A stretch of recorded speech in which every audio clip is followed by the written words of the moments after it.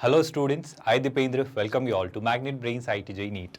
आज के लेक्चर में हम कंटिन्यू करेंगे हमारे हाइट्स एंड डिस्टेंसेस टॉपिक को, जो कि 11th स्टैंडर्ड के आपके trigonometric ratios, identities, inequations and functions का टॉपिक है। और इस चैप्टर में मैथमेटिक्स का जो चैप्टर है बहुत ही इंटरेस्टिंग, बहुत मज़ेदार और बहुत ही ईजी और सिंपल सा टॉपिक है। अगर आपने अभी तक के सारी बेसिक अंडरस्टैंडिंग, सारे कंसेप्ट को डिटेल में समझा है तो मतलब बहुत मज़ा आने वाला है। बहुत सारे एप्लीकेशन बेस्ड हम क्वेश्चन से शुरुआत करेंगे। ऑफकोर्स लास्ट लेक्चर का थोड़ा सा क्वेश्चन स्कोर कंटिन्यू करके पहले उसे और कंसोलिडेट करके हम इस टॉपिक के साथ आज के लेक्चर की शुरुआत करेंगे। आई होप इन्हीं सब चीज़ों के साथ आप जानते हैं कि मैग्नेट ब्रेन्स का ये जो प्लेटफॉर्म है स्टूडेंट्स, ये पूरे तरीके से फ्री ऑफ कॉस्ट मॉड्यूल है। मतलब आपसे कोई पैसा, कोई चार्ज नहीं लिया जाता है, यानी absolutely zero cost, absolutely no cost. कोई सब्सक्रिप्शन बेस्ड मॉडल नहीं, कोई ट्रायल वर्जन नहीं, ऐसा कुछ नहीं है कि आपको 2 लेक्चर दिखा के 3rd लेक्चर से कोई पेड मॉड्यूल के लिए साइन अप करना होता है। मतलब पूरे तरीके से पूरा कोर्स, पूरा मॉड्यूल, पूरा प्रोग्राम, पूरा package absolutely free of cost. And of course quality education deliver की जा रही है, जो खुद आप इन लेक्चर्स को देखकर फील कर रहे होंगे, है ना। यानी कि किंडरगार्टन से 12th स्टैंडर्ड तक, मतलब हर अलग अलग बोर्ड्स, अलग अलग मीडियम्स, इसी के साथ साथ कई सारे कॉम्पिटिटिव एग्जाम्स जैसे IIT JEE, NTSC, NEET, olympiad, CUET, railway, banking, SSC, ऐसे ऑलमोस्ट हर सेक्टर, हर सेगमेंट में free of cost quality education हम डिलीवर कर रहे हैं through our platform magnetbrains.com। With that students, आज का लेक्चर शुरू करते हैं। बहुत ही इंटरेस्टिंग सा टॉपिक है और सबसे पहले हम समझेंगे कि मैग्नेट ब्रेन्स का IIT JEE मॉड्यूल आपके लिए क्या क्या चीज़ें फ्री ऑफ कॉस्ट लेकर आता है। हम स्टूडेंट्स इंश्योर करते हैं कि हम हर एक टॉपिक पर, मतलब हर एक चैप्टर के एक एक टॉपिक पर बहुत ही डिटेल, बहुत ही कॉम्प्रहेंसिव, थरो एक्सप्लेनेशन वीडियोस बनाएं। यानी आपकी एक अच्छी अंडरस्टैंडिंग डेवलप करवाएं हर एक चैप्टर के हर एक कंसेप्ट पर, ताकि अच्छे से आपको हर एक कंसेप्ट थ्योरेटिकली ना सिर्फ बल्कि एप्लीकेशन के टर्म्स में, मतलब with a lot of illustration and examples, मतलब हर कंसेप्ट की कंसेप्चुअल एप्लीकेबिलिटी हम डेवलप करवाने की आपको कोशिश करते हैं, ताकि with a lot of numericals आप अच्छे से हर एक क्वेश्चन को अटेम्प्ट करें और एक कंसेप्ट को कंसोलिडेट करें। ना सिर्फ ये, बल्कि जब भी कोई टॉपिक कंप्लीट होता है तो उस टॉपिक के कंप्लीशन पर आपको उस टॉपिक की DPP प्रोवाइड की जाती है। इस DPP के थ्रू आप और प्रैक्टिस करते हैं और उस कंसेप्ट को और कंसोलिडेट और मजबूत और बेहतर बनाते हैं। इसी के साथ साथ स्टूडेंट्स, DPP का भी वीडियो सॉल्यूशन हम आपके लिए रिलीज करते हैं, यानी कि कंसेप्ट, इलस्ट्रेशन, एग्जाम्पल, DPP और फिर DPP का वीडियो सोल्यूशन। और इन सारे अलग अलग जरियों के थ्रू, मतलब PYQ प्रैक्टिस क्वेश्चंस जो होंगे, आपके प्रीवियस ईयर्स क्वेश्चंस होंगे, इनके थ्रू हम कोशिश करते हैं कि आपको वैरायटी ऑफ क्वेश्चन से, मतलब मैक्सिमम नंबर ऑफ क्वेश्चन से एक्सपोज करें, ताकि आप हर तरह के क्वेश्चन से डील करना, हर तरह के क्वेश्चन को टैकल करना सीख पाएँ और आसानी से आप हर तरह की प्रॉब्लम को कॉन्फिडेंटली फेस तो अटेम्प्ट तो करें ही बेशक। इसी के साथ साथ स्टूडेंट्स, इस मॉड्यूल में आपको हम प्रीवियस ईयर्स क्वेश्चंस, मतलब IIT JEE मेंस और एडवांस में आए हुए पास्ट ईयर्स क्वेश्चंस भी सॉल्व करवाएंगे। इन क्वेश्चंस के साथ आपकी और अच्छी अंडरस्टैंडिंग डेवलप होगी इस एग्जाम की, और आप समझ पाएंगे कि एक एग्जाम एग्जैक्टली कैसी है, क्या होता है, और नेचर में, इस एग्जाम के नेचर में कैसी चीज़ें पूछी जाती है और किस लेवल की आपको तैयारी करनी होती है और कैसे हम चीज़ें करने वाले हैं, ये भी आपको clarity in PYQ practice, previous year questions के थ्रू मिलेगी। इसी के साथ साथ ऑफकोर्स प्रैक्टिस क्वेश्चंस भी करेंगे, यानी आपको प्रैक्टिस क्वेश्चंस के सेट्स भी मिलेंगे और हम भी कई सारे प्रैक्टिस क्वेश्चंस करेंगे, ताकि पूरे चैप्टर का एक थरो, एक कंप्लीट रिवीजन आपके लिए हो। इसी के साथ साथ स्टूडेंट्स, हम ये भी इंश्योर करेंगे कि आपके डाउट्स भी अनरिजॉल्व ना रहें, मतलब आपके डाउट्स तक रिजॉल्व हों, आपकी हर एक परेशानी एड्रेस हो। आप हमें अपने डाउट्स फॉरवर्ड कर सकते हैं स्टूडेंट्स। इस वीडियो के डिस्क्रिप्शन में एक लिंक दिखाई देगा, आस्क योर डाउट, या फिर आप जब वेबसाइट पर जाएंगे तो वहाँ एक बटन दिखाई देगा, आस्क योर डाउट, वहाँ क्लिक करिए और अपना डाउट फॉरवर्ड करिए। आपके डाउट्स बस प्रॉपर ब्राइटनेस में, ठीक रिजोल्यूशन के साथ हमें क्रॉप करके भेजिए, और वहाँ रिमार्क का भी ऑप्शन होता है, तो आप लिख सकते हो कि एग्जैक्टली आप क्या पूछना चाह रहे हो, और अपने डाउट्स हमें फॉरवर्ड कर सकते हैं आप, ताकि आपके डाउट्स भी सारे रिजॉल्व हों और कोई भी परेशानी ना रहे, और आप अपनी पढ़ाई को, अपनी प्रिपरेशन को पूरे फोकस के साथ, कॉन्सेंट्रेशन के साथ कंटिन्यू कर पाएँ। एंड ऑफ कोर्स स्टूडेंट्स, हम ये भी इंश्योर करेंगे कि कोई भी इशू है, अगर कोई भी परेशानी है, आपके कोई भी कंसर्न है, तो हम उन्हें भी टाइमली सारे फैकल्टी मेंबर्स आकर रिजॉल्व करते रहें और उन्हें भी आपके लिए आइडेंटिफाई करके उन्हें खत्म कर दें, ताकि कोई भी नॉन अकेडमिक इशू आपको बॉदर ना करे और अकेडमिकली आप पूरे फोकस के साथ अपनी तैयारी कंटिन्यू कर पाएँ। इसी के साथ साथ स्टूडेंट्स, हम आपके हर एक चैप्टर का 1 शॉट रिवीजन भी क्रिएट करेंगे। वो जो एग्जाम के वक्त आपकी एंग्जाइटी सी डेवलप हो रही होती है कि इस चैप्टर का रिवीजन हुआ या नहीं, ये भी आप बेशक करके जाएंगे। हर चैप्टर को आप रिवाइज करके जाएंगे, हर चैप्टर का एक 1 शॉट रिवीजन, एक प्रिसाइज, एक कंसाइज, एक to the point 1 shot revision with a lot of numericals create होगा, जिसमें जो एग्जाम के वक्त आपको हर एक चैप्टर रिवाइज करना होता है वो भी हम करेंगे, और हर एक चैप्टर को कॉन्फिडेंटली हम अच्छे से रिवाइज कर जाएंगे। एंड ऑफ कोर्स स्टूडेंट्स, हर एक चैप्टर को ट्रैक करने के लिए भी मैकेनिज्म है। आपके चैप्टर वाइज टेस्ट भी हम क्रिएट करेंगे ताकि आप अपनी परफॉर्मेंस एवेल्युएट कर पाए, आप अपना सेल्फ असेसमेंट कर पाएँ और देख पाए कि आप एग्जैक्टली कहाँ स्टैंड करते हैं और आपने अपनी तैयारी कैसी की है, उस चैप्टर को आपने कितने अच्छे से पढ़ा है, उस पर कैसी अच्छी आपकी कमांड है और किस तरीके से आप चीज़ें करते आ रहे हैं। ये सब भी बेशक आप कर सकते हैं चैप्टर वाइज टेस्ट के थ्रू। ना सिर्फ ये, बल्कि जहाँ तक टेस्ट की बात है, हम आपके लिए जेईई मेंस और जेईई एडवांस के मॉक्स भी लेकर आएंगे ताकि एक्चुअल एग्जामिनेशन हॉल में जाने से पहले आप कई बार इन मॉक्स के थ्रू इन एग्जाम्स को अटेम्प्ट कर चुके हों और अपने स्कोर को ऑप्टिमाइज करना सीख चुके हो। मतलब जहाँ भी जो भी गलतियाँ होने के चांसेस है, स्कोप है, वो यहीं इस दौरान ही हो जाए और आप इंप्रूव करके बेहतर होकर अपने स्कोर, अपनी रैंक, अपने परसेंटेज को और बेहतर बनाएं। विद दैट स्टूडेंट्स, ये सारी चीज़ें मैग्नेट ब्रेन्स का IIT JEE मॉड्यूल आपके लिए लेकर आता है at absolutely free of cost, at absolutely zero cost, at no cost. With that आज का interesting topic heights and distances शुरू करेंगे। But before we start that, I hope last lecture में आपको याद होगा, आपको एक क्वेश्चन एज अ होमवर्क दिया गया था। मेरा पूरा यकीन है आपने कमेंट में बेशक उसका आंसर लिखा होगा और अटेम्प्ट किया होगा। In case if you did not attempt it, एक बार स्क्रीन पॉज करिए, इस क्वेश्चन को अटेम्प्ट करिए और मुझे जल्दी से लिखकर बताइए कि किस अप्रोच से आप क्या आंसर इस क्वेश्चन का लेकर आ रहे हैं और फिर हम साथ में डिस्कस करेंगे इस क्वेश्चन को। आई होप बड़ा आसान सा, बड़ा सिंपल सा क्वेश्चन था, बड़ा ही साधारण सा क्वेश्चन था। In case some of you have missed the video, बहुत ध्यान से देखिएगा। सिंपल सा क्वेश्चन था जो आपको होमवर्क पर दिया गया था। वो बोल रहा है a + b + c पाई है। बहुत इंटरेस्टिंग सी बात है, जब कोई आपसे कहता है कि सर a + b + c अगर पाई है तो आप बहुत क्रूशियल सा रिजल्ट ये डिराइव कर सकते हो। मतलब फिलहाल के लिए तो मैं इतना ही लिख देता हूँ कि सर a + b को क्या मैं पाई - c लिख सकता हूँ। आई होप यू रिमेंबर, ये कंडीशनल आइडेंटिटीज पर बेस्ड क्वेश्चन है, जहाँ पर बेशक ये आइडेंटिटीज बनेंगी लेकिन ये कंडीशनल आइडेंटिटी है। और आपको याद आ रहा होगा ये कंडीशनल आइडेंटिटी इसलिए है क्योंकि यहाँ पर सर अगर आप ध्यान से देखें तो एंगल्स पर कुछ कंस्ट्रेंट्स, कुछ लिमिटेशंस अप्लाइड है ना, इसी वजह से इन्हें हम कंडीशनल आइडेंटिटी कहते हैं। अब अगर sir a + b pi - c है तो आपको हिंट जो दी जा रही थी स्टूडेंट्स क्वेश्चन में वो ये थी कि जरा इस पार्ट को ध्यान से देखिए, cot a + cot b, और हमने इसे सिंप्लीफाई करने की कोशिश की थी। याद करिए स्टूडेंट्स, हमने क्या लिखा था कि सर अगर आपके पास लिखा है cot a + cot, I'm really sorry, this was cot b। तो अगर आपके पास लिखा है cot a + cot b तो आप इसे क्या लिखते हैं? आप इसे लिखते हैं, cot को क्या लिख लेते हैं स्टूडेंट्स? cot को अगर मैं चाहूँ तो क्या cos a upon sin a लिख सकता हूँ, ऑफकोर्स लिख सकते हैं। सिमिलरली cot b को क्या मैं cos b अपॉन साइन भी लिख सकता हूँ, ऑफकोर्स लिख सकते हैं। और अगर ऐसा दिख रहा है तो क्या करेंगे स्टूडेंट, सोच के देखिए। आई थिंक क्रॉस मल्टीप्लिकेशन, सीधा सीधा एक अप्रोच, और उससे क्या फ़ायदा होगा वो सुनिएगा। cos a sin b, तो इस तरफ मुझे क्या दिखेगा सर, इस तरफ दिखता है cos a sin b, और अगर आप यहाँ देखें तो यहाँ क्या दिख रहा है, cos b sin a, तो ये दिख रहा है sin b या sin a cos b। अगर आप थोड़ा सा इसे अच्छे से ऑब्जर्व करें तो मेरे ख्याल से न्यूमरेटर में आपको एक अच्छा सा कोई फॉर्मूला क्रिएट होता हुआ दिख रहा होगा। और डिनोमिनेटर की बात करें तो sin a sin b जैसा मुझे कुछ दिख रहा है ना। सो डिनोमिनेटर में we are having sin a sin b, but if I simplify the numerator can I say कि sir cos a sin b, चलो इसे ऐसे देखो, क्या मैं इसे ऐसे देख सकता हूँ sir, sin a cos b, cos a sin b, this is sin a + b का formula. So can I write this as numerator में sin a + b upon sin a + b upon sin a sin b। खैर इन सारी बातों से ज़रूरी एक और बात स्टूडेंट, जिसे बहुत ध्यान से सुनिएगा, एक छोटा सा कंक्लूजन। यहाँ पर अगर मैं दोनों तरफ साइन ले लेता हूँ, मतलब इस तरफ भी साइन लिया तो this will be sin of a + b, but on the right hand side this will be, on the right hand side students this will be sin of pi - c। Sir ऐसा क्यों कर रहे हो? I hope आपको नजर आ रहा है। Sir पाई - c क्या होता है? क्वाड्रेंट थ्योरी स्टूडेंट्स, बड़ी सिंपल सी थ्योरी, आई होप आप अप्लाई करना सीख चुके हो।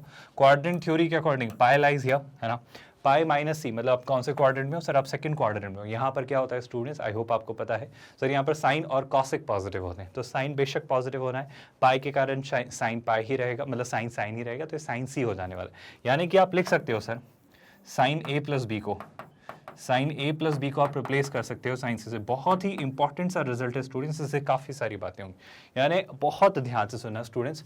cot a + cot b को मैं क्या लिख रहा हूँ, ध्यान से सुनिए। sin a + b को हमने क्रैक किया sin c, और डिनोमिनेटर में हमारे पास है sin a sin b। क्या आप एक सिमिलैरिटी, एक पैटर्न रिकॉग्नाइज कर पा रहे हो? आप बहुत ध्यान से सुनिए, जो हमारा पहला फैक्टर था cot a + cot b, जब cot a और cot b थे तो डिनोमिनेटर में sin a sin b मिला, और न्यूमरेटर में sin c, जो एक और एंगल बच जा रहा है, उसका साइन मिल रहा है। बेशक ये कब मिल रहा है सर? जब ये कंडीशन अप्लाई हो रही है कि सर a + b + c जो है वो पाई है। ये कंस्ट्रेंट के रिस्ट्रिक्शन के अंडर ही हम ये अचीव या अटेन कर पा रहे हैं। सिमिलरली क्या इसी पैटर्न को देखते हुए कॉट सी प्लस कॉट बी प्रेडिक्ट किया जा सकता है? आई थिंक बहुत डिफिकल्ट पार्ट नहीं है सर। अगर आपसे कोई पूछता है कॉट सी प्लस कॉट बी, तो कॉट सी प्लस कॉट बी के लिए वही पैटर्न देखो स्टूडेंट्स, डिनोमिनेटर में इन दोनों एंगल्स के साइन रेशियोज का प्रोडक्ट है ना। जैसे जब आपके पास क्या था, जब आपके पास था cot A plus cot B, तो वो था साइन ए साइन बी है ना डिनोमिनेटर में। तो कॉट सी प्लस कॉट बी है तो डिनोमिनेटर में it will be sine C dot sine B. और न्यूमरेटर में क्या आता है स्टूडेंट, ध्यान से देखिए, उन दोनों एंगल्स को छोड़ के जो तीसरा एंगल बचता है उसका साइन रेशियो न्यूमरेटर में है ना। तो अगर ये बी और सी एंगल है तो बच जा रहा है वो क्या है, साइन सी साइन ए है ना। तो आई होप बातें समझ आ रही।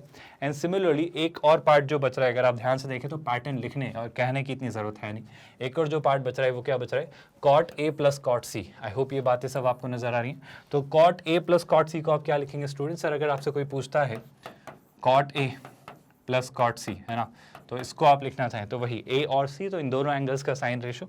तो डिनोमिनेटर में हम क्या लिखेंगे, डिनोमिनेटर में हम लिखेंगे sine A into sine C. I hope ये बात आपको समझ आ रही है, इसमें कोई डाउट नहीं है। और न्यूमरेटर में जो एंगल बच जा रहे हैं कौन सा स्टूडेंट, साइन बी, वो न्यूमरेटर में। खैर मेरा कहना है ये लिखने के दौरान या लिखने से पहले ही आपको रियलाइज हो जाना चाहिए था कि आंसर किस तरफ जा रहा है, क्या आपको स्ट्राइक कर रहा है। खैर ये आपको लास्ट लेक्चर में ही क्लिक हो गया होगा जब आपको हिंट दी गई थी। मेरे ख्याल से बड़ा सिंपल सा ऑपरेशन है सर। न्यूमरेटर को अगर आप ध्यान से देखें, न्यूमरेटर को अगर आप ध्यान से देखें तो एक न्यूमरेटर में जैसे मैं सिंपल सी बात लिखूं तो एक तरफ आएगा अगर साइन है तो डिनोमिनेटर में मुझे मिलेगा sine B dot sine C. I hope ऐसा कुछ पैटर्न दिखेगा। सर एक फैक्टर से मुझे क्या मिलेगा, मान लेते हैं साइन बी, तो वहाँ पे डिनोमिनेटर में क्या मिल रहा होगा सर, वहाँ डिनोमिनेटर मिल रहा होगा sine A dot sine C. I hope आप बात समझ पा रहे हो। सर एक और अगर डिनोमिनेटर की बात करें, एक और अगर डिनोमिनेटर की बात मतलब एक और फैक्टर की बात करें, तो अगर उसमें होगा साइन सी तो उसके डिनोमिनेटर में क्या होगा सर, उसके डिनोमिनेटर में होगा sine A dot sine B.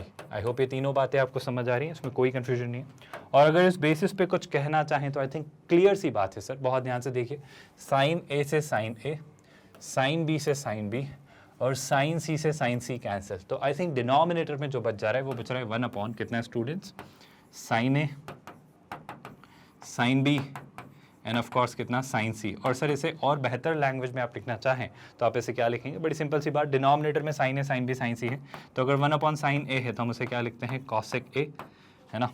इसे हम क्या लिखते हैं स्टूडेंट्स, हम इसे लिखते हैं कॉसेक ए। अगर 1 अपॉन साइन बी है तो आप उसे लिखते हैं कॉसेक बी, और अगर 1 अपॉन साइन सी है तो आप उसे लिखते हैं कॉसेक सी। आई होप यहाँ तक कोई डाउट नहीं है। और यही आपका एक फाइनलाइज्ड एक्सप्रेशन है।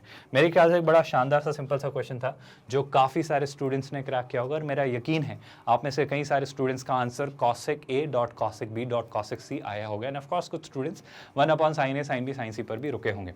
अगर आपका ये आंसर आए तो कमेंट में लिखकर ज़रूर बताइएगा कि कितने स्टूडेंट्स इस आंसर तक पहुँच चुके थे। विद दैट स्टूडेंट्स हम एक और क्वेश्चन ट्राई करते हैं और थोड़ी और क्लैरिटी लेते हैं इसी कंसेप्ट पर, ताकि थोड़ा और अच्छे से इस कंसेप्ट को समझ पाएँ।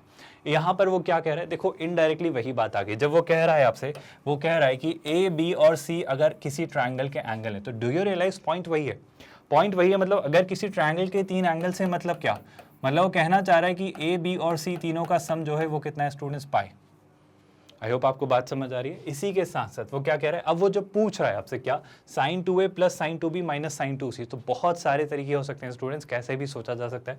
मेरा कहना है कि अगर मैं यहीं से वर्कआउट करूं तो मेरे पास क्या लिखा हुआ है, साइन 2a प्लस कितना स्टूडेंट्स, साइन 2b है ना, माइनस कितना स्टूडेंट्स, साइन ऑफ 2c। अगर इस तरीके से सोचा जाए तो मेरे ख्याल से मेरा जो कहना है वो ये कि अगर आप sine C plus sine D वाला फॉर्मूला यूज़ करें, आई थिंक बात बन जाएगी। इसे भी वर्कआउट कर लेंगे, इसे भी कुछ ना कुछ लिखकर वर्कआउट कर लेंगे। पर अगर यहाँ से सोचना शुरू करें तो आई थिंक ये स्टैंडर्ड से फॉर्मूले, आई होप आप ये फॉर्मूले भूले नहीं हैं, आपको ये सारे फॉर्मूले याद है। जैसे अगर मैं आपको बेसिक से फॉर्मूले याद दिलाऊँ तो आई होप आपको याद है, साइन ए प्लस बी कितना होता है स्टूडेंट्स, साइन ए प्लस बी कितना होगा, sine A cos B plus cos A sine B. और साइन ए माइनस बी कितना होगा स्टूडेंट्स, याद करो सर, साइन ए माइनस बी हो जाता है हमारा क्या, sign A cos B minus cos A sine B है ना। और अगर इसमें से मैंने इसे सब्ट्रैक्ट किया या ऐड, अगर यहाँ पे है एडिशन तो मैं एक काम करता हूँ, यहाँ भी एडिशन ही कर लेता हूँ। तो जैसे ही आप इन दोनों को ऐड करेंगे तो वो नेगेटिव वाला पार्ट कैंसिल हो जाएगा, और जो आपका पहला वाला पार्ट है साइन ए कॉस बी उसका डबल हो जाता है, ऐसा कुछ। आई होप ये फॉर्मूले आपको याद है। लेकिन सर यहाँ पे थोड़ी सी गड़बड़ है, यहाँ पे ए और बी जैसा अगर कुछ दिखे तो क्या करेंगे। आई होप बहुत सिंपल सी बात है, अगर आप इसे सी और डी की तरह ट्रीट करते हैं, क्या आपको याद आ रहा है सर, अगर आप इसे सी और डी की तरह ट्रीट करते हैं, अगर ये आपका होता है साइन सी और ये होता है साइन डी है ना, तो आप यहाँ पर क्या लिखते हैं याद करिए सर, आप यहाँ पे बस छोटा सा चेंज ले आते हैं, आप इसे लिखते हैं साइन कितना स्टूडेंट्स, इसे आप लिखते हैं c I am really sorry, c plus D by two, और यहाँ पर आप लिखते हैं cos c minus D by two. क्या ये सारी बातें आपको याद हैं स्टूडेंट्स? बड़ी साधारण, सिंपल और सुलझी हुई सी बातें हैं। बस इसी बेसिस पे इस क्वेश्चन को मैं कह रहा हूँ कि ये फॉर्मूला आपको डायरेक्टली याद होना चाहिए, ऐसे बार बार आप डिराइव नहीं करेंगे, पर मैं बता देता हूँ कि हाँ ओरिजिन ऐसा होता है। तो इनकेस आप भूले, वैसे ये इतने बेसिक फॉर्मूले हैं कि आप इतनी बार इनकी प्रैक्टिस कर रहे होंगे इस प्रिपरेशन के दौरान कि आपको याद हो चुके होंगे, है ना। तो अगर ये स्टैंडर्ड सा फॉर्मूला हम यूज़ करें sine C plus sine D, तो क्या यहाँ पर sine C plus sine D use किया जा सकता है? बेशक सर यूज़ किया जा सकता है। और अगर आप इसे यूज़ करने में इंटरेस्टेड हैं तो आप इसे क्या लिखेंगे? सुनिए बहुत ध्यान से सर, आप इसे लिखेंगे 2 साइन, बहुत ध्यान से सुनिएगा, c प्लस डी मतलब 2a plus 2b divided by 2। तो 2a plus 2b divided by 2, 2 से 2 कैंसिल, तो क्या मैं सीधे इसे a प्लस बी लिख सकता हूँ? आई होप इस बात ने आपको बहुत ज़्यादा बॉदर या परेशान नहीं किया और हम ऐसा कर सकते हैं। सिमिलरली सर ये लिखा है, ये जो अब लिखा है 2 sine c plus D by two, फिर हम लिखेंगे cos c minus D by two, तो 2a माइनस 2b यानी a माइनस बी, क्योंकि डिवाइड जब करेंगे आप 2 से तो सिर्फ a माइनस बी बचेगा। क्या एक छोटा सा काम हम और कर सकते हैं? क्या साइन 2 थीटा वाला फॉर्मूला यूज़ कर सकते हैं? बिल्कुल करिए सर। साइन 2 थीटा क्या हो जाएगा? 2 साइन थीटा कॉस थीटा। ऐसा क्यों कर रहे हो? बहुत जल्दी रियलाइज होगा। तो सर यहाँ पर आप लिखेंगे तो 2 साइन सी कॉस सी, है ना। अब बहुत ध्यान से सुनिए स्टूडेंट, बहुत मज़ेदार सी बात है, बहुत अच्छे से सुनिएगा। एक काम करते हैं, क्या यहाँ से कुछ रिजल्ट डिराइव किया जा सकता है? जस्ट अभी लास्ट क्वेश्चन में डिस्कस किया स्टूडेंट्स, अगर a प्लस बी प्लस सी पाई के इक्वल है तो आई होप आप लिख सकते हो कि a plus b will be pi minus c. और अगर मैं दोनों तरफ साइन लेता हूं तो जस्ट अभी हमने डिस्कस किया कि sine of a plus b will be equal to sine of pi minus c. इन पाई के कारण ये सेकंड क्वाड्रेंट साइन साइन ही रहेगा, पॉजिटिव रहेगा, तो ये हो जाने वाला है sine of a plus b किसके इक्वल स्टूडेंट? सर ये हो जाने वाला है साइन सी के इक्वल। क्या ये पॉइंट आपको पता है? और अगर ऐसा कुछ है तो क्या sine of a plus B को मैं साइन सी लिख सकता हूँ? बेशक सर। तो इस क्वेश्चन को if I were to rewrite तो क्या मैं इसे ऐसा लिख सकता हूँ? ध्यान से सुनिएगा, 2 साइन सी, है ना, कॉस ए माइनस बी, बहुत ध्यान से सुनते चलिए, माइनस 2 साइन सी, और कॉस कितना स्टूडेंट्स? कॉस सी, है ना।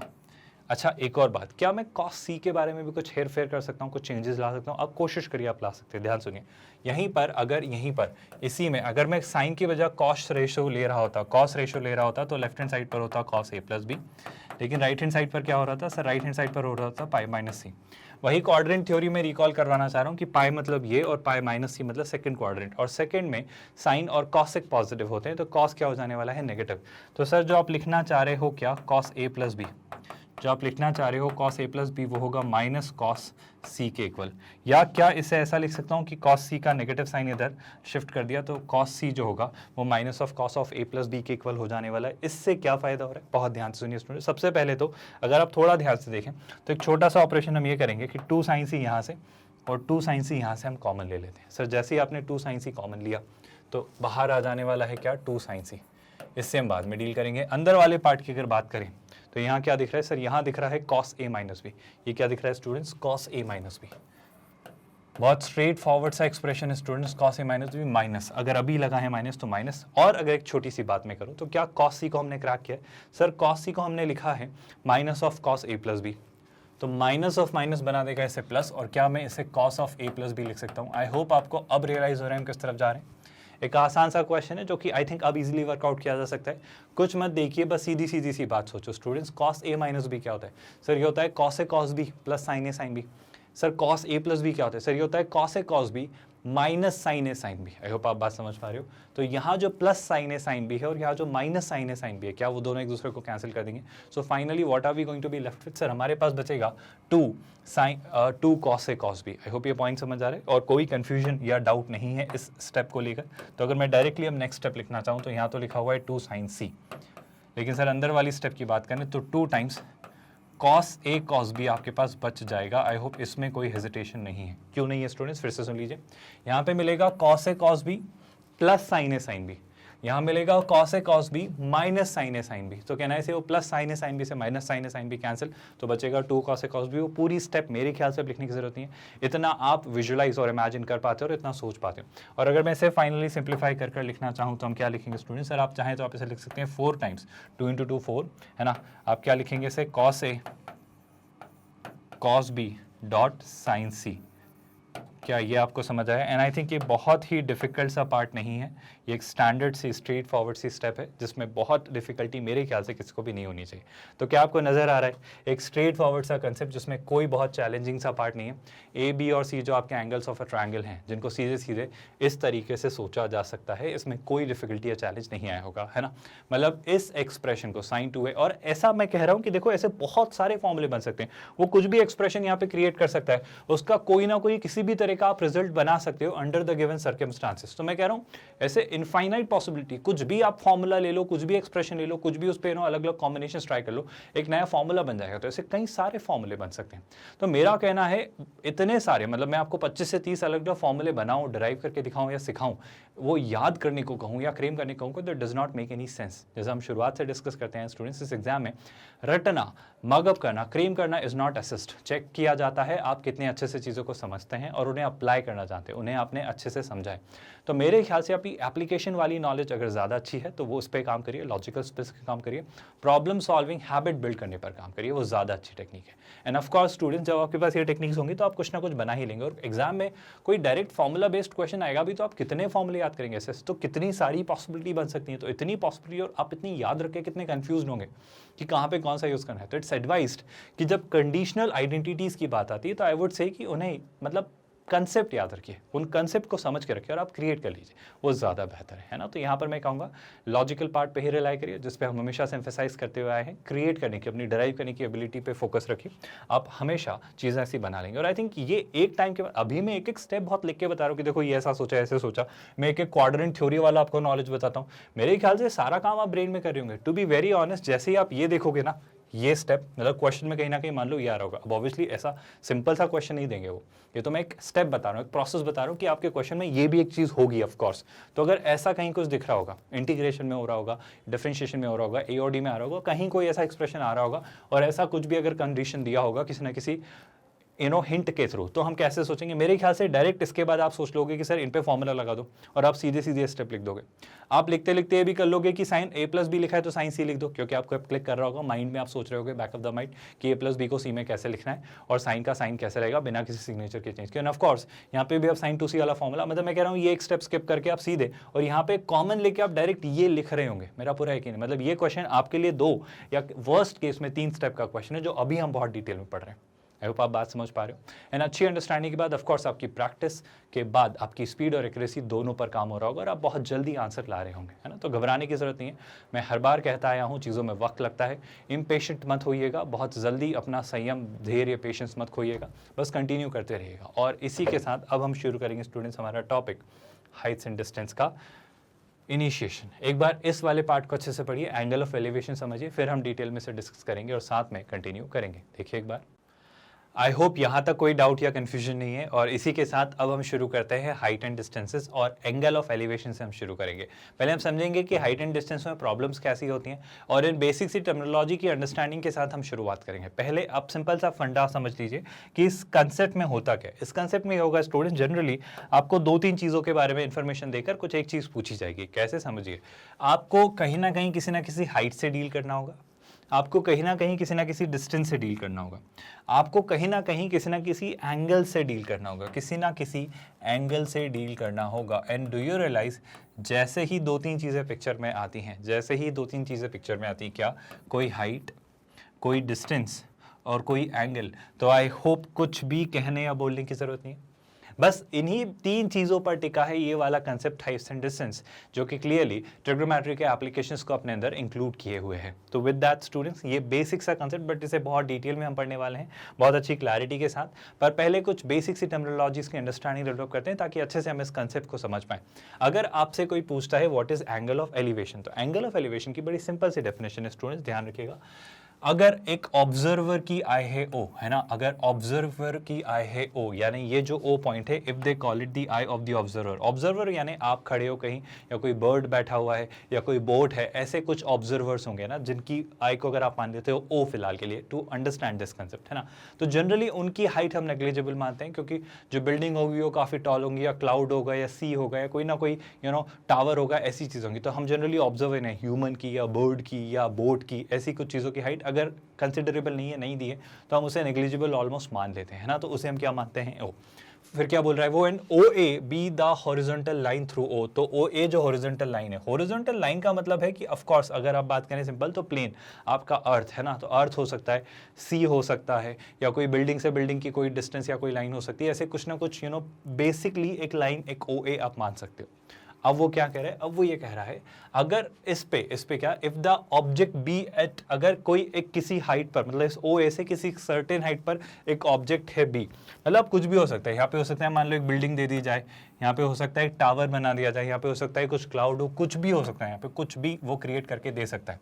तो इस पॉइंट की किसी एक सर्टेन हाइट पर प्लेस मतलब सिचुएटेड होगी, या किसी ना किसी एक सर्टेन हाइट पर रखा होगा, एंड ऑफ कोर्स इस ओ से ए के बीच की जिस हाइट पर ये बना हुआ है उसकी भी कुछ ना कुछ ऑफ कोर्स कुछ डिस्टेंस होगी। जैसे समझाने के लिए मैं एच और बी से डिनोट कर दे रहा हूँ, पर मैं ये कहना चाह रहा हूँ कि ये जो क्लाउड हो सकता है, कोई वहाँ पर बर्ड हो सकता है, कोई बिल्डिंग हो सकती है, कोई टावर हो सकता है, कुछ भी हो सकता है ना। इस केस में ये जो ओ ए से ओ बी को, मतलब अगर मैं इस बिल्डिंग के कॉन्टेक्स्ट में बात करूं तो इस बेस से अगर आप वहां हाइट तक लेकर जा रहे हो तो आपने अपनी आइस को कितने एंगल से रोटेट किया, मतलब अगर प्लेन आप पैरेलल ऐसे देख रहे थे, अब आपने इस बिल्डिंग के टॉप को देखने के लिए अपने आइस को इतने एंगल से रोटेट किया। So this kind of phenomena, this kind of scenario, जिस एंगल से आपने अपने आप को रोटेट किया, जिस एंगल से आपको अपनी आइस घुमानी पड़ी, या बेसिकली आपके पॉइंट से इस लाइन को कनेक्ट करने वाली और इसकी हाइट को कनेक्ट करने वाली, इस बिल्डिंग के बेस को कनेक्ट करने वाली लाइन और इसकी हाइट को कनेक्ट करने वाली लाइन, या फिर अगर क्लाउड है तो आपके प्लेन अर्थ मान लो और आपके क्लाउड तक का जो लाइन कनेक्ट हो रही है, उनके बीच का ये जो एंगल है, इस एंगल को हम कहते हैं angle of elevation. I hope आपको ये पॉइंट समझ आ रही, वही लिखा हुआ है, अगर आप थोड़ा ध्यान से देखें तो वो क्या कह रहा है, object B is at a certain higher level than I, है ना। उस केस में जो एंगल ए ओ बी है, ये जो एंगल ए ओ बी है, इसे आप क्या कहते हो, इसे आप कहते हो एंगल ऑफ एलिवेशन। बड़ा बेसिक सा कंसेप्ट है स्टूडेंट्स। सिमिलरली अगर इसी कंसेप्ट को थोड़ा और आगे बढ़ा जाए तो एक और एंगल आता है which is called angle of depression. अब जनरली ये कैसे आ रहा होता है, कुछ ऐसे सिनेरियो बन रहे होते हैं, मान लो आपके पास ये एक बिल्डिंग है ना, यहाँ पर एक और बिल्डिंग है, ये कुछ ऐसी सी एक बिल्डिंग है मान लो, है ना, और ये जो बिल्डिंग है ये दोनों किसी ना किसी सेम प्लेन लेवल पर हैं, है ना, ये दोनों सेम लेवल पर है।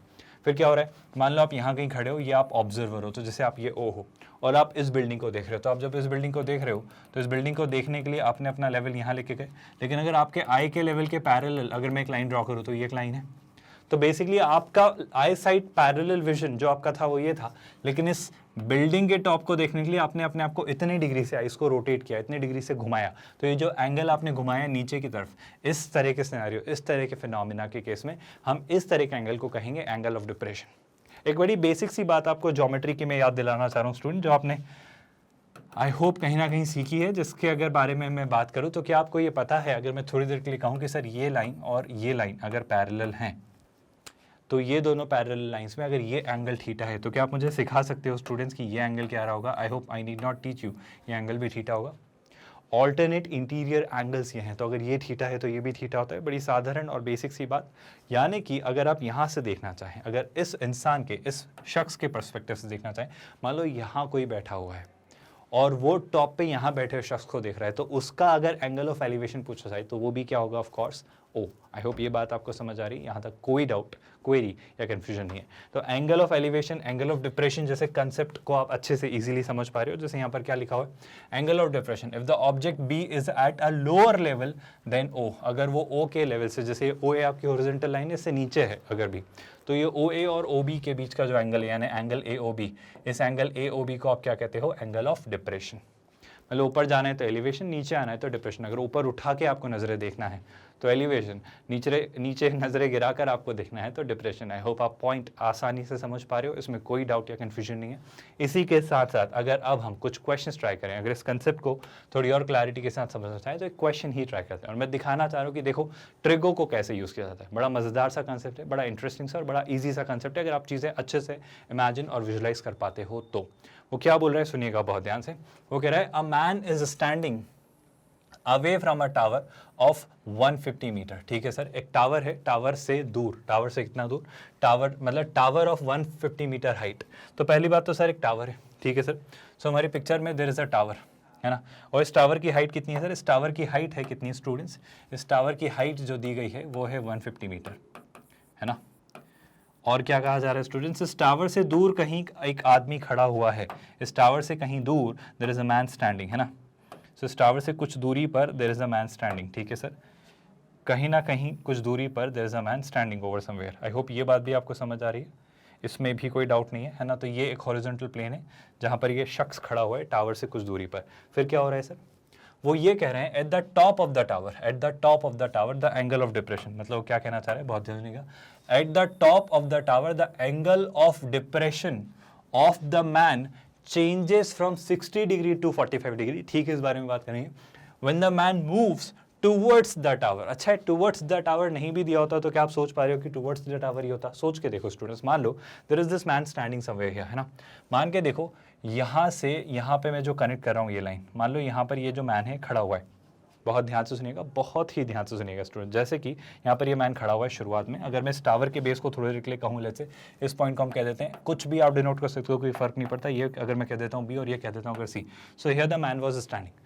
अब अगर मुझसे कोई कहता है कि ये जो एंगल है सर, ये जो अभी इनिशियल एंगल है दैट वाज कितना 60 डिग्री, ये जो एंगल है, इस एंगल को मैं यहाँ लिख दे रहा हूँ, ये जो एंगल था ये 60 डिग्री था, है ना, कि सर ये जो एंगल था दिस वाज 60 डिग्री। अब ऑफ कोर्स अगर मैन का जो एंगल है थोड़ी देर बाद 45 डिग्री हुआ, तो सोच के देखो अगर मैन दूर जा रहा है तो आपका एंगल और छोटा होगा ना। आप बात समझ पा रहे हो, क्योंकि आपकी स्टीपनेस कब बढ़ेगी, आपकी स्टीपनेस तब बढ़ेगी जब आप बिल्डिंग के क्लोज आओगे।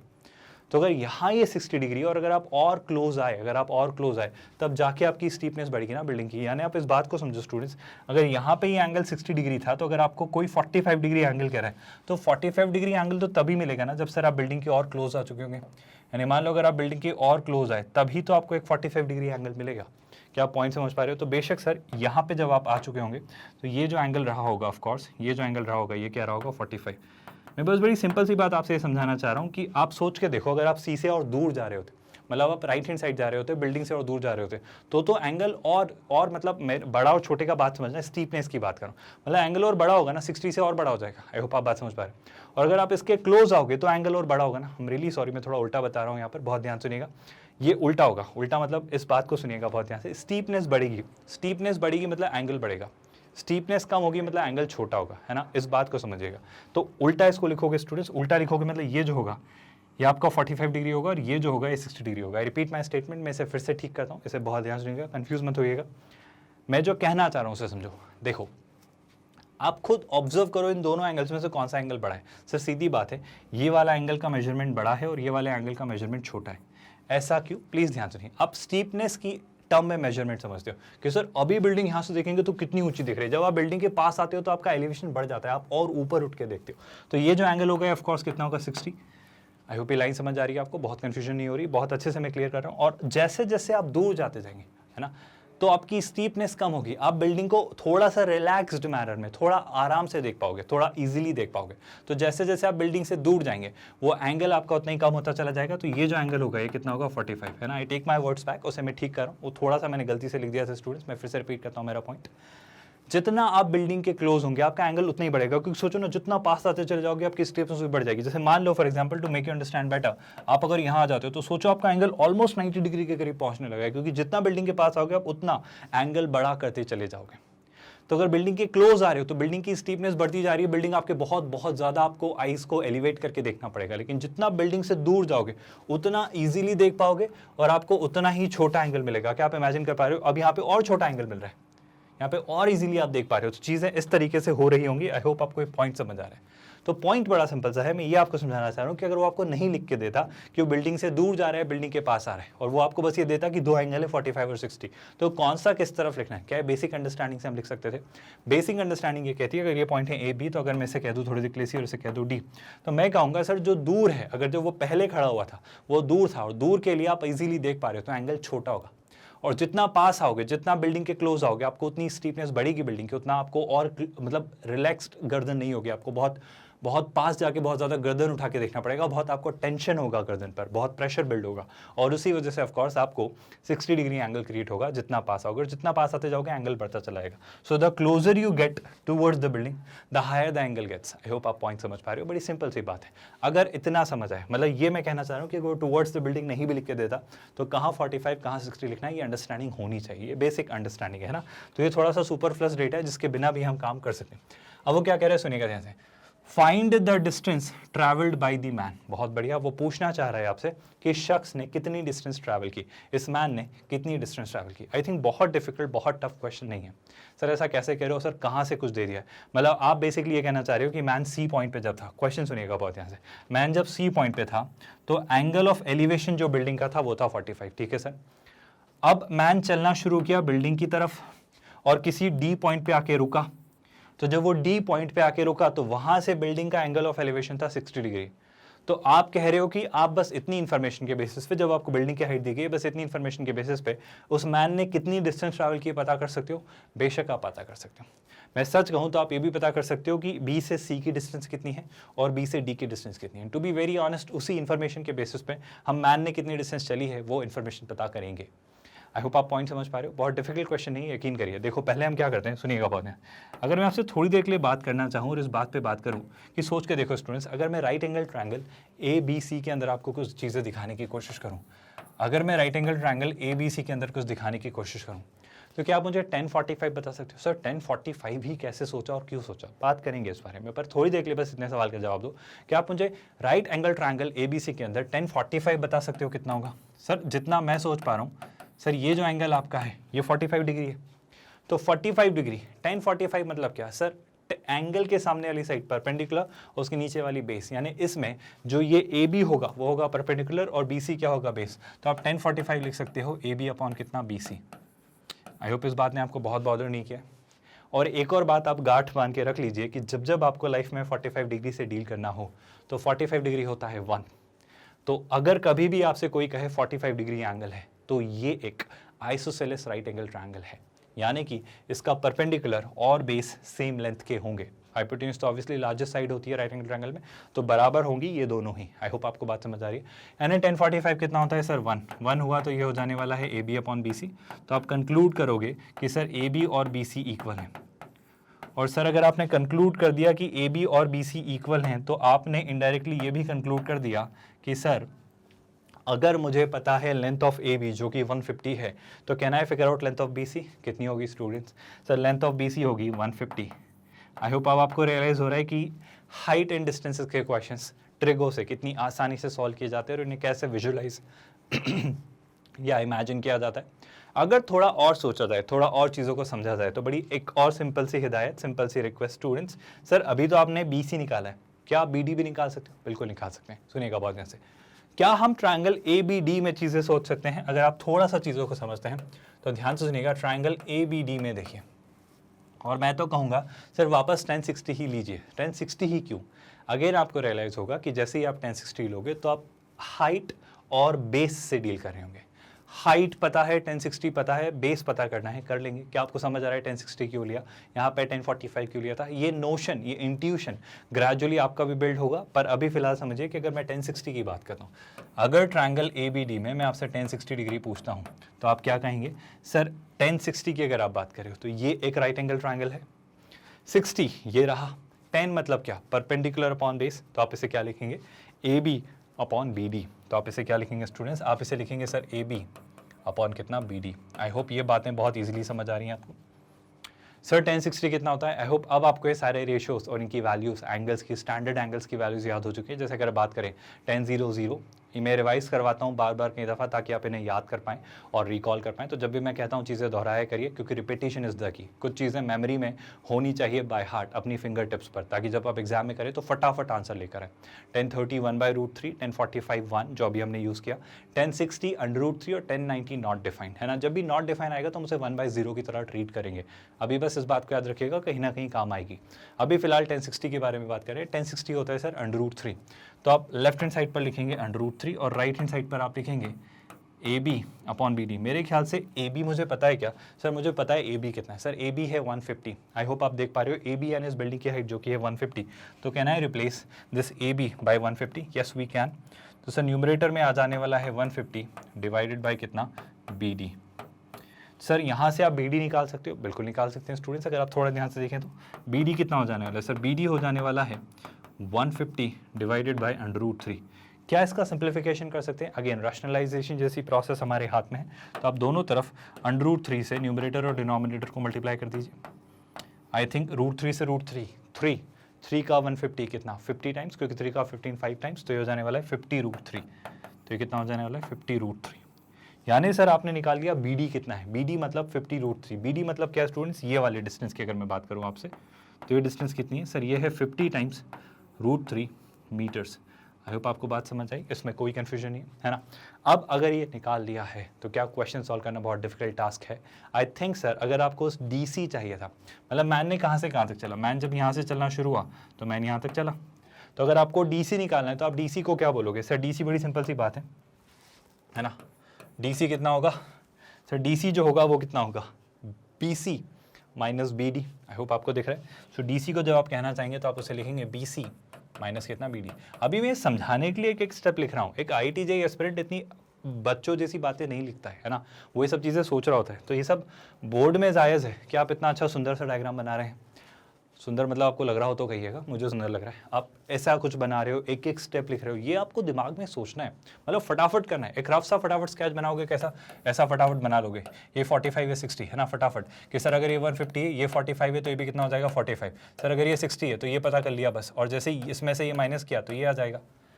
ऐसे रफ में आप इसे हार्डली 10 सेकेंड 15 सेकेंड 20 सेकेंड में सोचोगे। आपको ऐसे करना है, आपको ऐसे स्पीड और एक्यूरेसी लेकर आनी है।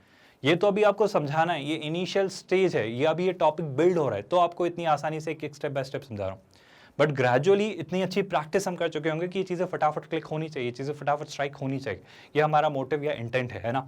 और अगर इसी के साथ मैं सोचना चाहूँ कि सर BC माइनस BD, तो BC कितना निकल गया है सर? BC आता है आई थिंक 150 और BD आता है 50√3 है ना। तो अगर सर आप 150 में से 50√3 सब्ट्रैक्ट करते हैं तो आपकी डिस्टेंस आ जाने वाली है। अब दो तरीके आपके पास, अगर आप चाहें और आपको लग रहा है कि नहीं सर √3 को सिंप्लीफाई करना है तो 1.732 वैल्यू ले लो, मल्टीप्लाई कर दो, 150 में सब्ट्रैक्ट कर दो, या अगर ऑप्शन में ऐसा कुछ लिखा हो तो इसे आप आंसर लिख दो। आई होप दोनों तरीके आपको समझ आए। कैलकुलेशन वाला part they don't assess a lot, उनका ज़्यादा बड़ा कंसर्न आपकी कैलकुलेशन टेक्निक्स चेक करना नहीं होता है। वो ये नहीं चेक करना चाहते कि आप कितनी जल्दी मल्टीप्लाई सब्ट्रैक्ट या ऐड कर पाते हैं, वो कैलकुलेटर भी कर सकता है। वो चेक करना चाहते हैं आप लॉजिकली चीज़ों को अप्लाई कर पाते हैं, यानी आपको कुछ सिखाया जाए तो आप कितनी गहराई में उसको सोच पाते हैं, कितना डेप्थ में लॉजिकली प्रॉब्लम सॉल्व कर पाते हैं, मतलब आपकी इंटेलिजेंस चेक कर रहे हैं वो बेसिकली, है ना। तो आई होप आपको यहाँ तक कोई डाउट नहीं है, ये क्वेश्चन समझ आया। एक बेसिक सा क्वेश्चन, एक स्टैंडर्ड सा कंसेप्ट जिसको हम सीधे सीधे तरीके से अप्लाई करते हैं। अगर ये क्वेश्चन समझ आया तो एक और क्वेश्चन। अब चूंकि हम एक क्वेश्चन कर चुके हैं और एक कंसेप्ट बिल्ड कर चुके हैं, तो मैं चाहूँगा कि ये क्वेश्चन आप खुद से ट्राई करें। फॉर्चुनेटली इस क्वेश्चन में आपके पास ऑप्शंस भी हैं, बड़ा मज़ेदार सा क्वेश्चन है, काफ़ी सारी इन्फॉर्मेशन आपको दी गई। ज़रा खुद से एक बार ट्राई करिए और कॉमेंट में लिखिए कि आप कैसे सिनेरियो को विजुलाइज कर रहे हैं, कैसे चीज़ें इमेजिन कर रहे हैं और क्या आंसर आप लेकर आ रहे हैं। जल्दी से कमेंट्स में लिखिए, स्क्रीन पॉज करके, और फिर हम इसे डिटेल में साथ में डिस्कस करेंगे। चलिए, आई होप इस क्वेश्चन को आपने ट्राई किया। थोड़ा डिटेल में डिस्कस करते हैं। देखो क्या लिखा हुआ है, अ tower stand at the centre of a circular park, है ना। तो यहाँ पर एक टावर है और वो सर्कुलर पार्क के सेंटर में। बहुत अच्छा क्वेश्चन है, बहुत सारी चीज़ें आप सीखेंगे, बहुत ध्यान से देखिए। थोड़ा सा हम इस 3D को 2D में इमेजिन करने की कोशिश करते हैं। तो मान लेते हैं एक सर्कुलर पार्क है जिससे मैं 2D में ऐसा कुछ बना रहा हूँ। आई होप आप ऐसा इमेजिन कर पा रहे हो। और इसके एग्जैक्ट सेंटर में, इसके एग्जैक्ट सेंटर में हमारे पास एक टावर है ना। So there is a tower which is exactly in the middle of this circular park. तो ऐसा एक सेंटर में ये जो है ये टावर है ना। तो ऐसा कुछ है। आई होप ये बात आपको डाइजेस्ट हो रही है। फिर वो क्या कह रहे हैं सुनिएगा बातें से। A and B are 2 points on the boundary of the park such that AB is equals to A. I repeat my statements.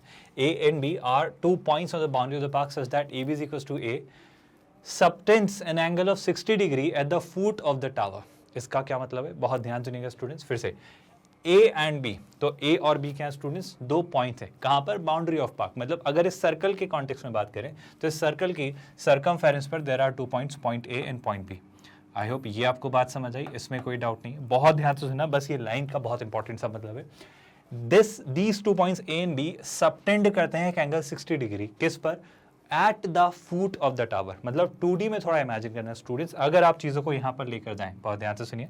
अगर आपने इस A पॉइंट को इसके बेस से और इस B पॉइंट को इसके बेस से, आई होप ये प्लेन में आपको समझ आ रहा है। तो ये जो दोनों हैं मिलकर, ये दोनों इस पर एक 60 डिग्री का एंगल सबटेंड करते हैं। आई होप आपको बात समझ आ रही है। और A और B की जो डिस्टेंस उन्होंने आपसे कही है वो कितनी कही है, A। अगर मैं यहाँ पर कुछ कहना चाहूँ तो एक बहुत मज़ेदार सी बात आपको रियलाइज़ होनी चाहिए, एक बहुत ही इंटरेस्टिंग सी बात आपको रियलाइज़ होनी चाहिए कि अगर आपसे कोई कहे ये A B, अगर ये A लेंथ है, चूंकि ये मैं 2D में इसको थोड़ा ऐसे घुमा के बता रहा हूं तो सुनना बहुत ध्यान से सुनना स्टूडेंट्स। अगर मैं थोड़ी देर के लिए इससे कोई पॉइंट कहूं, तो अगर मैं आपको कहूं कि लेट्स से ये O है, तो क्या आप कह सकते हो OA और OB इक्वल लेंथ के होंगे? सर कैसी बात कर रहे हो, OA छोटा दिख रहा है OB बड़ा दिख रहा है। वो मैंने 2D में इलिप्टिकल फॉर्म में बनाया है सर्कल को आपको ड्रॉ करके, लेकिन इमेजिन करो प्लेन में एक सर्कल है, उस सर्कल की सरकमफेरेंस पर एक पॉइंट है या 2 पॉइंट्स है, तो सेंटर से तो दोनों की डिस्टेंस सेम होगी ना, वो क्या होती है, रेडियस। क्या आप बात समझ पा रहे हो? मतलब सर अगर OA इस सर्कल की रेडियस होती है तो OB भी तो इस सर्कल की रेडियस होगी। अगर आप इतना देख पाए तो ये क्वेश्चन खत्म हो चुका है। क्यों खत्म हो चुका है, सुनिएगा बहुत ध्यान से। सर ये दो इक्वल साइड्स हैं और हमें पता है equal sides equal angle subtend करती हैं सर्कल की ट्रायंगल की अगली थर्ड साइड पर। यानी अगर ये साइड आ रही है, साइड आ रही है, तो ये जो एंगल सबटेंड करेगी ये एंगल भी वही एंगल होगा। अब आप सोच के देखो स्टूडेंट्स, अगर एक एंगल ऑलरेडी 60 डिग्री है तो ट्रायंगल के तीनों एंगल्स का सम होता है 180 डिग्री, और 180 में से 60 सब्ट्रैक्ट किया तो बचा 120 डिग्री, और 120 को इक्वल इन दोनों में डिवाइड करना है तो 60 डिग्री ही तो होगा। यानी क्या आप मेरा पॉइंट समझ पाए? मेरा पॉइंट बड़ा सिंपल सा था कि अगर किसी ट्रायंगल के तीनों ही एंगल 60 डिग्री हैं तो क्या आप प्रूव कर चुके हो कि वो एक ट्रायंगल इक्विलैटरल ट्रायंगल है। खैर इतना कहे बिना ये क्लिक करना चाहिए स्टूडेंट्स कि ये AB अगर A कहा गया तो OA और OB भी क्या होंगे, A ही होंगे, क्योंकि ये एक इक्विलैटरल ट्रायंगल है और उस बेसिस पे अगर ये डिस्टेंस A है तो ये और ये भी A होगी। आई होप ये बात आपको डाइजेस्ट हो रही है। तो ये लेंथ भी हम A कहेंगे और ये लेंथ भी हम A कहेंगे। और क्यों कहा, आई होप ये बात आपको समझ आ रही है, इसमें कोई कंफ्यूजन नहीं। In case for the sake of having more clarity मैं इसे और क्लैरिटी के साथ आपको बता दूंगा, बट फिलहाल के लिए इसको ऐसे लिख लेते हैं। अगर आपको कन्फ्यूजन होता है तो बहुत ध्यान से सुनिएगा। अगर आपको इनकेस कोई कन्फ्यूजन होता है तो हम इसे लिख लेते हैं, बहुत ध्यान सुनिएगा।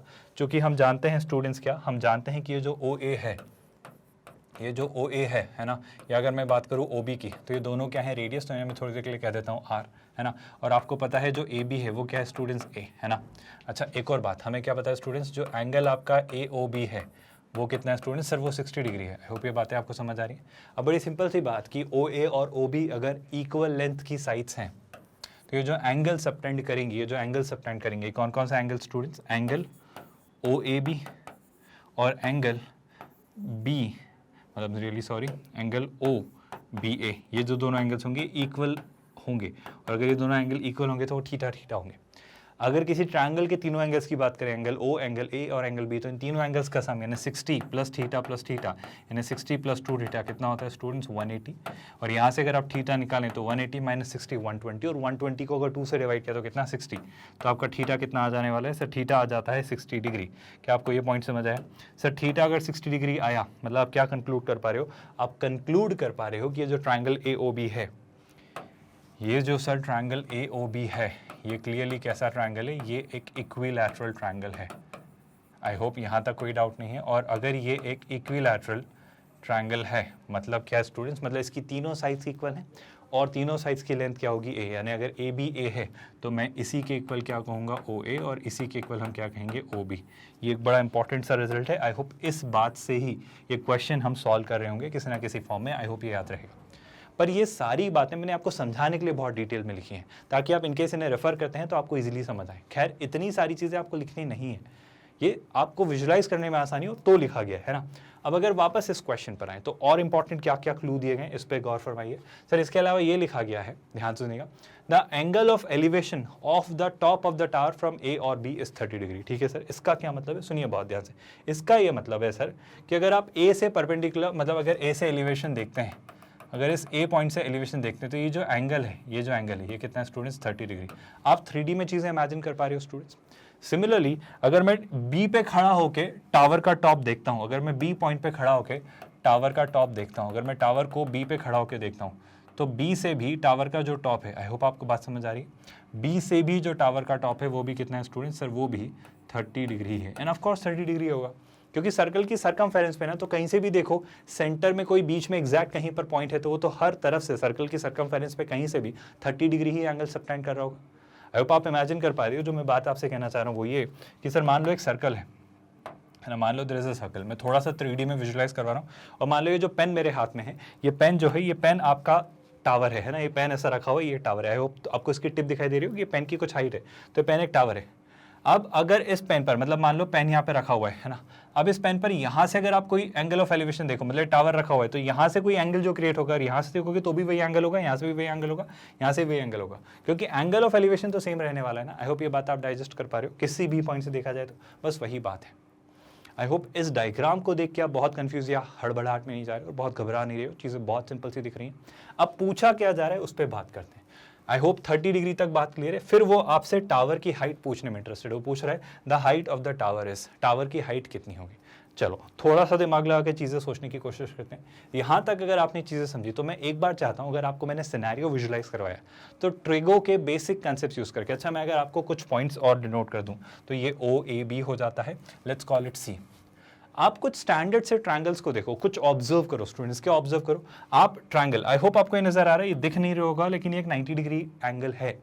सर कैसी बात कर रहे हो, कहाँ 90 डिग्री, दिख नहीं रहा होगा स्टूडेंट्स, पर इमेजिन करो ये ऐसे रखा हुआ है और ये बेस में ऐसा रखा हुआ है, मतलब ये बेस में ऐसा बिछा हुआ है, ये जमीन पर है ना, और ये उसके ऊपर ऐसा है, मतलब ये मैंने 2D में ड्रॉ ऐसे किया है कि आपको चीजें दिखें, बट रियलिटी में कैसा, एक सर्कुलर पार्क है, उसके बीच में एकदम एक टावर है। तो सर्कुलर पार्क में टावर पे से, मतलब सर्कुलर टावर में पार्क में जो सेंटर में जो टावर है उससे सर्कल की सरकमफेरेंस को टच करने वाला जो बेस है वो तो 90 डिग्री पर ही होगा ना, क्या आप इमेजिन कर पा रहे हो चीज़, वही चीज़ यहाँ पर है। और सेम एंगल की अगर मैं बात करूँ, यानी OC का OB से एंगल देखें तो डू यू रियलाइज कि ये भी तो एक 90 डिग्री एंगल है। आई होप आपको बातें समझ आ रही है। ये भी वही है ना, OB क्या है बेस और OC क्या है परपेंडिकुलर, तो ये भी एक 90 डिग्री एंगल है। तो अब मैं जो कहना चाह रहा हूँ ये कि आप दो चीज़ें ऑब्जर्व करिए, आप दो चीज़ें क्या ऑब्जर्व करिए, आप एक तो ऑब्जर्व करिए कौन सा ट्रायंगल, आप ट्रायंगल ऑब्जर्व करिए OAC, और एक ऑब्जर्व करिए आप triangle OBC। And I hope I need not tell you ये दोनों ही ट्रायंगल्स कैसे हैं आपके राइट एंगल ट्रायंगल है, बस इन्हें ऑब्जर्व करिए और आपका क्वेश्चन सॉल्व हो जाएगा। इनमें दो बातें आपको पता है कि ये दोनों एंगल 30 डिग्री हैं, और आपको एक और बात पता है कि जो बेस है वो A है। बस इतना थोड़ा सा दिमाग लगा के सोचिए, आपका क्वेश्चन सॉल्व हो जाएगा। बस थोड़ा सा ट्राई करिए स्टूडेंट्स और क्वेश्चन खत्म हो जाएगा। जहाँ से ऑब्जर्व करिए, ऑफकोर्स आप इस ये जो आपका है इक्विलैटरल ट्रायंगल, इस इन्फॉर्मेशन को भी यूज़ कर सकते हैं, उसमें भी कोई बुराई नहीं, बट थोड़ा सा इन दोनों ट्रायंगल्स को ध्यान से देखिए, आप क्वेश्चन क्रैक कर लेंगे। ध्यान से ट्राई करिए स्टूडेंट्स, यहाँ से फिर हम साथ में डिस्कस करेंगे।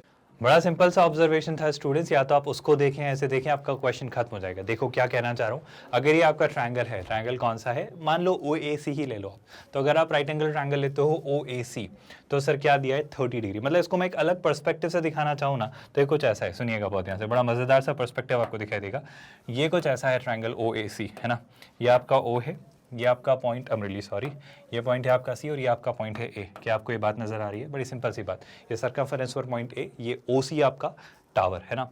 अब जो ये OAC एंगल है, ये OAC जो एंगल स्टूडेंट्स OAC ये जो एंगल है ये आपको दिया हुआ है 30 डिग्री। क्या क्वेश्चन यही खत्म हो जा रहा है, आप ध्यान से देखो। सर OA पता है क्या, सर OA इस सर्कल की रेडियस थी, इस ग्राउंड की रेडियस थी, सर्कल शेप की जो ग्राउंड है इसकी रेडियस थी। तो आई थिंक क्या बचा है इस क्वेश्चन में, आप देखो जरा, क्या आप इसे देखकर आंसर नहीं कर सकते थे। ट्रिकी पार्ट तो इस क्वेश्चन में ज्योमेट्री थी, और ज्योमेट्री भी ट्रिकी नहीं थी, मतलब जैसे इसने बोला है 60 और ये OB और OA थे, तो ये दो इक्वल साइड है और 60, तो बेशक सर ये भी 60-60 बनता ना, तो यहीं से आप क्लिक कर सकते थे।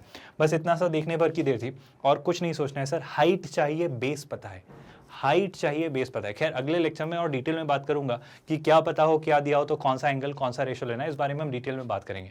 पर फिर भी मेरे ख्याल से जितने रेशियोज को हम पढ़ चुके हैं, एक अंडरस्टैंडिंग आप डेवलप कर चुके हो कि अगर बेस दिया है, हाइट चाहिए, सर 10 रेशियो से डील करिए। तो मेरे ख्याल से अगर आप बात करते हो सर 10-30 की, तो क्लियरली दिख रहा है सर 10-30 क्या होगा, परपेंडिकुलर अपॉन बेस, यानी आप इसे लिखेंगे OC अपॉन कितना OA। क्या ये पॉइंट आपको डाइजेस्ट हो रहा है। और 10-30 डिग्री कितना होता है स्टूडेंट, सीधी सी बात है। सर 30 डिग्री मतलब कितना, सर 30 डिग्री मतलब आई होप अभी जस्ट किया 1/√3, तो ये जाने वाला है 1/√3, है ना, ये हो जाता है 1/√3। OC सर हमें पता करना है क्योंकि OC ही उस बिल्डिंग की, उस टावर की हाइट है, और OA हमें दिया हुआ है कितना स्टूडेंट्स A। क्या आप मुझे बता सकते हो स्टूडेंट्स यहाँ से OC कितना आ रहा है। क्लियरली सर OC की वैल्यू जो आती है वो कितनी होती है सर A/√3, और OC मतलब कुछ नहीं है। अगर आप सोच पा रहे हो तो OC क्या है स्टूडेंट, सर OC ही तो उस टावर की हाइट है। आप ऐसे निकाल लीजिए, या यही कंसेप्ट आप OBC ट्रायंगल में यूज़ कर लेते, वहाँ भी बात वही होती, OC OB और आपका BC। इन्हीं सारी बातों को मैं और क्लैरिटी से आपको नेक्स्ट लेक्चर में समझाऊंगा और मैं ये बताऊंगा पहले तो आपको कि चीज़ें कैसे होती हैं, मतलब आपको राइट एंगल ट्रायंगल में कहाँ पे कौन सा एंगल लेना है, कैसे चीज़ें विजुलाइज करनी है, कहाँ पर किस किस अलग तरह के सिनेरियो बन सकते हैं। तो पहले थोड़ा और इसे थ्योरेटिकली समझेंगे, बिकॉज आई अंडरस्टैंड एक नया टॉपिक है जिसमें आपको एक अच्छी अंडरस्टैंडिंग अभी डेवलप हो चुकी है, पर इसे और इन डेप्थ में हम एक्सप्लोर करेंगे और इनसाइट्स हम लेंगे और बारीकी हम सीखेंगे और न्यूएंसेस में से एक्सप्लोर करेंगे और क्लैरिटी के साथ हम इसे समझेंगे नेक्स्ट लेक्चर में। फिलहाल तक आई होप यहाँ तक चीज़ें समझ आई हैं। तो अभी बेसिक्स हमने क्लियर किए कुछ क्वेश्चंस के थ्रू। तो ज्योमेट्री की थोड़ी अंडरस्टैंडिंग चाहिए होगी, ट्रिगो ऑफ कोर्स लग रहा होगा, और नेक्स्ट लेक्चर में हम ये भी डिस्कवर करेंगे कि कहाँ पे कौन सा रेशो कैसे यूज़ करना होता है, तो उस बारे में भी हम बहुत डिटेल में बात करेंगे। तो चिंता करने या टेंशन लेने की ज़रूरत नहीं है। विद दैट स्टूडेंट्स, यहाँ तक अगर चीज़ें समझ आई तो इस क्वेश्चन का आप कौन सा ऑप्शन मार्क करेंगे? So clearly option C a/√3 हमें आंसर दिख रहा है। आई होप कोई डाउट या कंफ्यूजन नहीं है इस क्वेश्चन को लेकर। एक अच्छा सिंपल सा शानदार सा क्वेश्चन था, और यहाँ पे सबसे ज़्यादा जो आपको स्किल की ज़रूरत होगी ना, वो होगी करेक्ट विजुअलाइजेशन। आप ठीक से विजुअलाइज या चीज़ें इमेजिन कर पाते हो या नहीं, आप ठीक से चीज़ों को सोच पाते हो नहीं, क्योंकि जो सिनेरियो आपको दिया रहेगा वो ड्रॉ करके नहीं दिया होगा। तो इन्हें ठीक से ड्रॉ करना, उसे ठीक से इमेजिन कर पाना, वहाँ पर एंगल्स देख पाना और ज्योमेट्री की बेसिक अंडरस्टैंडिंग से चीज़ें सोच पाना, है ना। अगर ये सारी बातें आपने अच्छे से सीखी हैं तो बेशक आप ये ट्राई कर पाएंगे।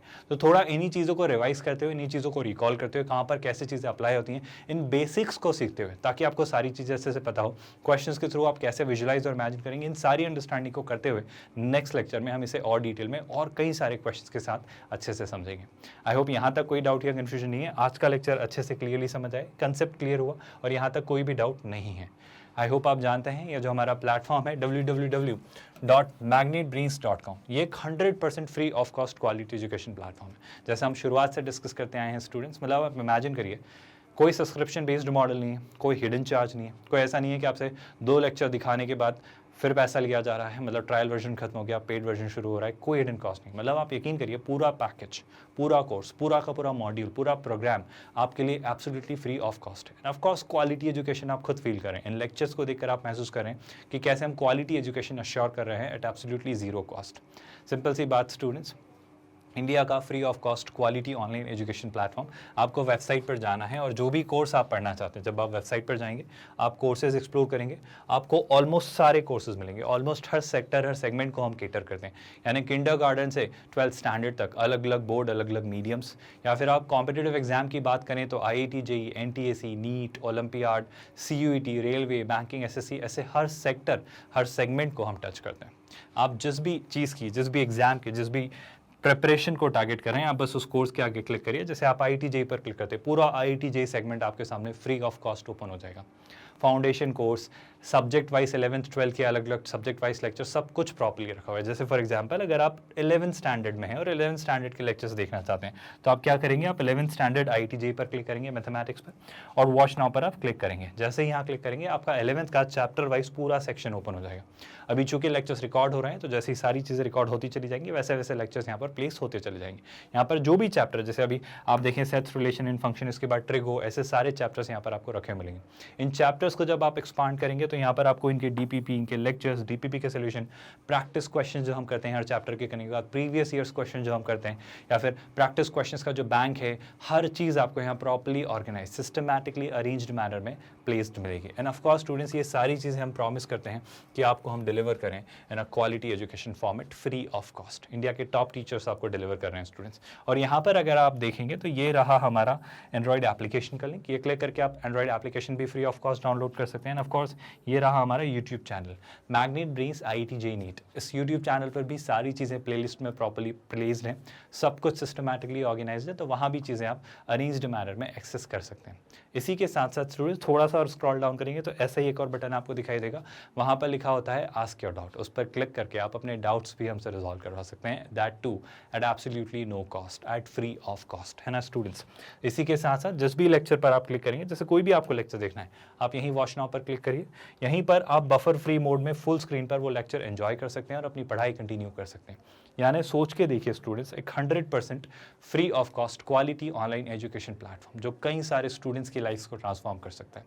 तो अगर ये वीडियोस आपकी भी मदद कर रहे हैं, इनसे आप काफ़ी कुछ सीख रहे हैं और इनसे आपकी हेल्प हो रही है, तो इन्हें लाइक ज़रूर करते रहिए। And the most important part students, channel पर होने वाली कोई भी एक्टिविटी से अपडेटेड रहने के लिए, मतलब कोई भी इंपॉर्टेंट वीडियो आपका मिस ना हो, हमेशा आप अप्राइज्ड रहें, हमेशा आप इन्फॉर्म्ड रहें, आपको सारे नोटिफिकेशंस मिलते रहें, इसलिए आप चैनल को सब्सक्राइब करके भी रखें।